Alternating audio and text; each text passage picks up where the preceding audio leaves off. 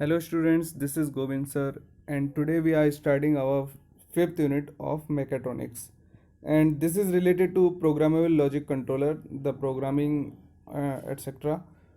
This topic is also mentioned in unit 4 but only for the introduction, and in this unit we will discuss about the programming as well. And in this video we will cover the concept of PLC design and interface. So let's start with the PLC. First, first of all thing, PLC stands for Programmable Logic Controller. We can easily understand the basic from this from its name that it means it can work as controller which is programmable, and this control is done by a logic. So this is a programmable logic controller. Okay. But according to the definition, a digitally operating electronic apparatus which use a programming memory for the internal storage of instructions for implementing specific functions such as logic, sequencing, timing, counting, and arithmetic to control through digital or analog modules various type of machines or process. So it is a device or apparatus which control other machines or processes by a logic, and it is also a programmable. Okay, so PLC is a digital computer designed for multiple inputs and output arrangements, extended temperature ranges, immunity to electrical noise, and resistance to vibrations and impact. A PLC is an example of real time system. We have some history of PLC. That PLC was introduced in late 1960s. First commercial and successful PLC was designed and developed by Modicon as a relay replacer for General Motors. It is firstly designed for replacing relays in for General Motors.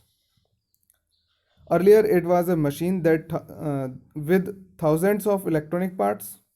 Later, in 1970s, the microprocessor became reality and greatly enhanced the role of PLC, permitting it to evolve from simply relay to the sophisticated system as it is today.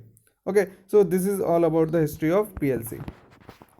Now we have some advantages of PLC. First, that is we have less wiring in PLC systems. Wiring between the devices and relays contacts are done in the PLC program. So we can say that wiring is replaced by a PLC program. It is easier and faster to make changes. Troubleshooting aids make programming easier and reduce downtime, and it is reliable components make these likely to operate for years before failure. So we can say it has long lifetime. Okay, now we have some leading brands of PLC. American brands like Allen Bradley, God Modicon, Texas Instrument, General Electric, Westinghouse, Cutter Hammer, Squardy, and we have some European brands like Siemens, Klockner, Pesto, Telemechanic, and some we have Japanese like Toshiba, Omron, Fanuc, and Mitsubishi. Okay, so this is some leading brands of PLC. Even we have some of Motorola and Delta PLC also in India. Now we have different size of PLC.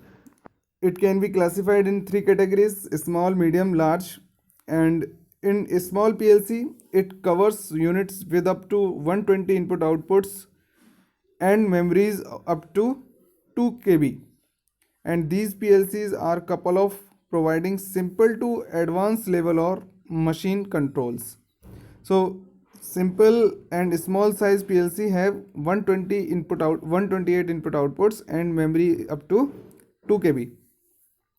And in medium PLC, we have 2048 input outputs and memory up to 32 KB.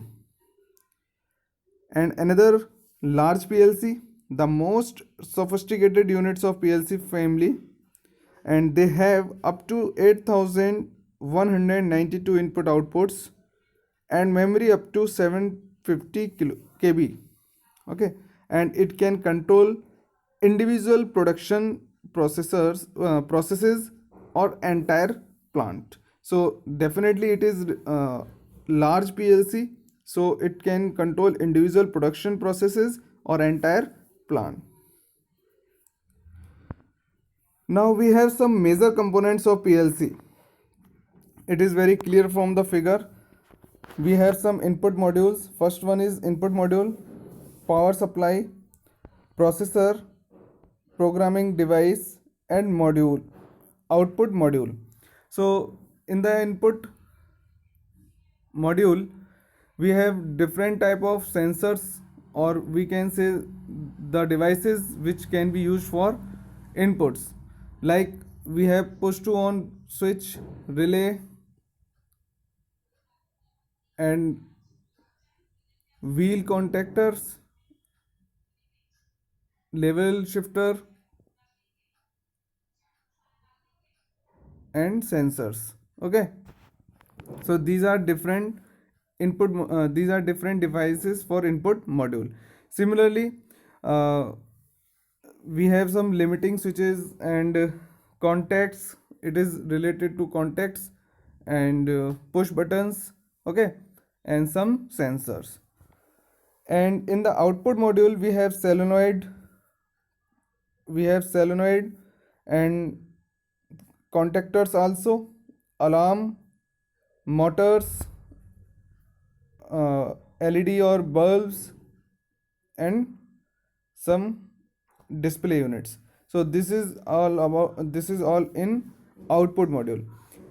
We have power supply to give the we have power supply to operate the PLC, and processor to perform the specific operations, and programming devices that for programming the PLC. So we have short introduction about the major components of PLC. Power supply provides the voltage needed to run the primary PLC components. Input output modules provides signal conversion and isolation between the internal logic level signals inside the PLC and the field's high level signals. So this is basically a conversion or isolation. And processors provide intelligence to command and govern the activities of the entire PLC systems. And we have programming device that is used to enter the desired program that will determine the sequence of operation and control of process equipment or driven machines. So these are the basic introduction about the major components of PLC. Now we have a PLC operation sequence. How a PLC work? We can say the working of PLC. First step is self-test. Okay, so you can see here, first step is self-test. Testing of its own hardware and software for faults. This is related to self-test. Second one is input scan. If there are no problems, PLC will copy all the inputs and copy their values into memory. It will check what input it have, and then if there is no problem, then PLC will copy all the inputs to the memory. Then third step is logic solve or scan. Logic scan. Using inputs, the ladder logic program is solved once the output are updated. And it means it scan logic program also. Then we have output scan, that is fourth step. While solving logic, the output values are updated only in memory. When we are solving the logic, the output values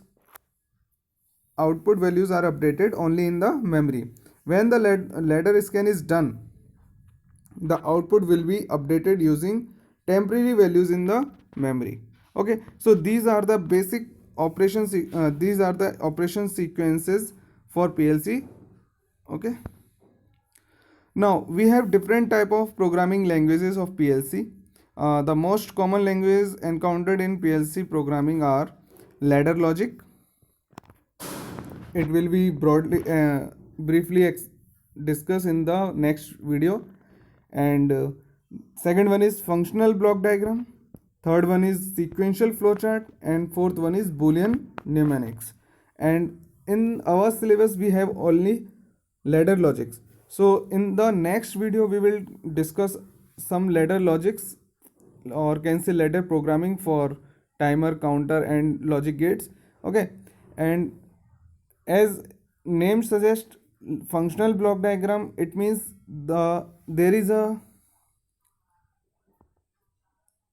number of blocks in the diagram, and each stage will explain by a function of that. And in the sequential function chart, that means we have some sequential flow. Okay, flow of sequence. And in the Boolean mnemonics we have some coding in the short, we can say it is in short coding. Okay, like controller coding, similar, almost similar to controller coding. Okay, so these are the different programming languages for PLC, and the most important for our syllabus, that is ladder programming, and it will be discussed in next video. Okay, thank you.